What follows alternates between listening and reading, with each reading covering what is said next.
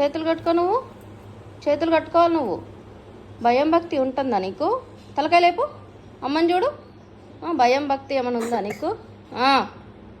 భయము భక్తి ఏమైనా ఉంటుందా? ఉంటుందా లేదా? చెప్పిన మాట వినకుండా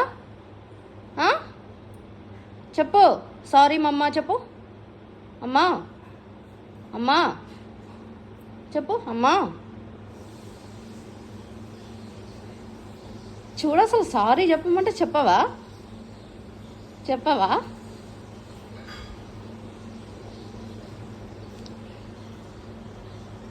చెప్పవా? ఎందుకట్లా పెట్టినావు అమాయకంగా మొహం?